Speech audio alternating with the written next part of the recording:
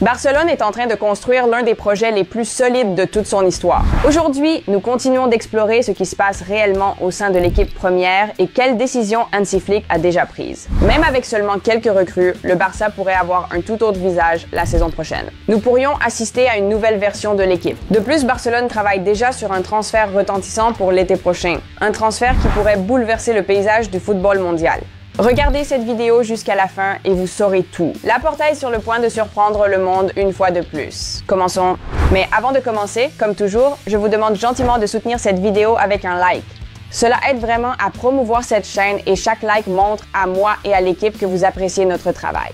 Merci. Le directeur sportif de Barcelone, Deco, a accordé une interview révélatrice qui a rendu les plans de l'équipe pour la saison prochaine beaucoup plus clairs. Alors, que pouvons-nous apprendre de la conversation de Deco avec La Vanguardia? Tout d'abord, le Barça ne prévoit pas de vendre Frenkie de Jong cet été. En réalité, il travaille sur un nouveau contrat avec lui. Le Frenkie que nous avons eu cette saison est le Frenkie que nous voulons. Nous voulons continuer avec Frenkie. Il lui reste 1 an de contrat et nous allons analyser les choses calmement, a déclaré Deco. Ce n'est pas une surprise. Le Néerlandais a réalisé une excellente saison. Le sujet de débat le plus important concerne la situation des défenseurs centraux. Le club continue d'estimer Ronald Araujo très hautement malgré une saison compliquée. Nous voulons améliorer l'équipe, pas l'affaiblir. S'il part, nous perdrons un élément important. Il a connu une saison difficile avec des critiques injustes. C'est l'un des meilleurs défenseurs centraux du monde. Il ne veut pas partir, il veut retrouver son meilleur niveau. Le départ le plus probable est celui d'Andreas Christensen, qui se retrouve désormais 5e dans la hiérarchie des défenseurs centraux, derrière Cubarsí, Inigo, Eric Garcia et Araujo.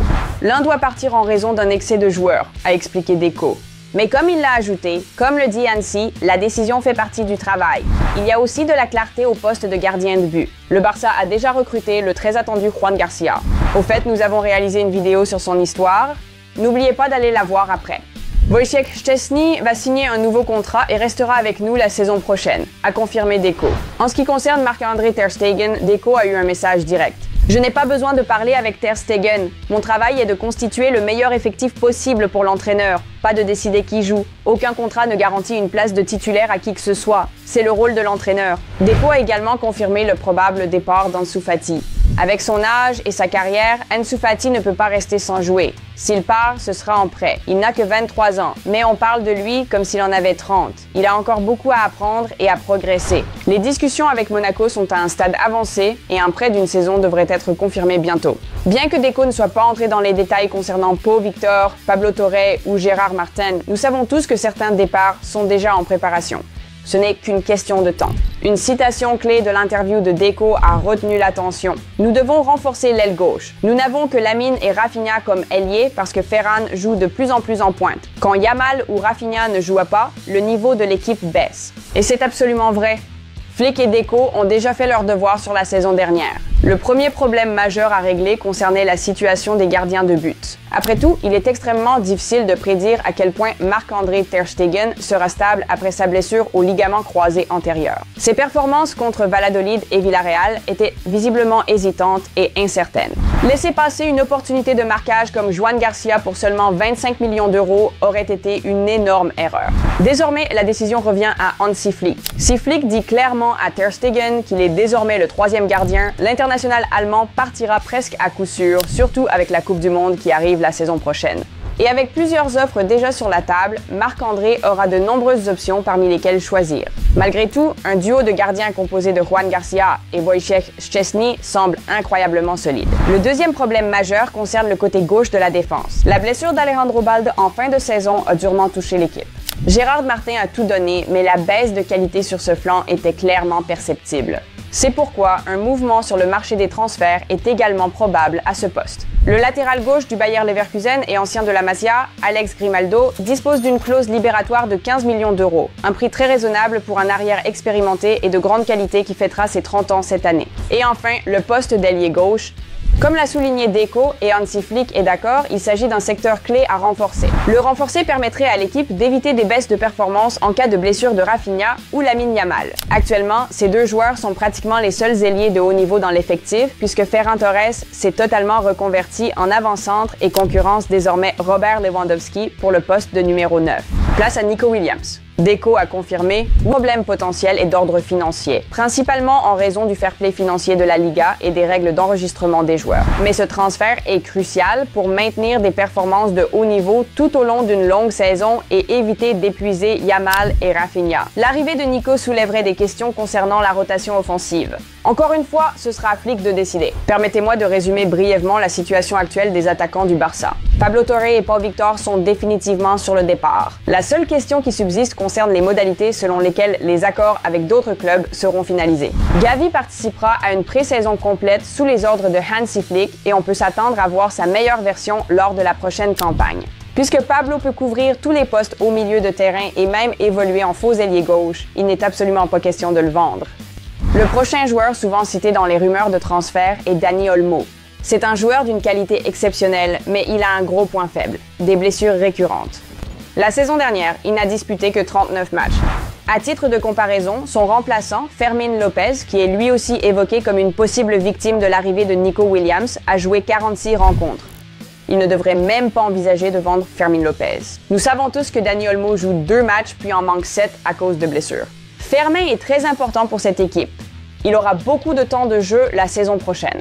Nous avons besoin de profondeur d'effectifs. Il est difficile de contredire l'avis de ce supporter du Barça. Pedri, par exemple, a disputé le plus de matchs la saison dernière, soit 59 au total. Il est tout simplement irremplaçable. Pourtant, vendre Dani Olmo serait une erreur. Il apporte une qualité incroyable à l'attaque.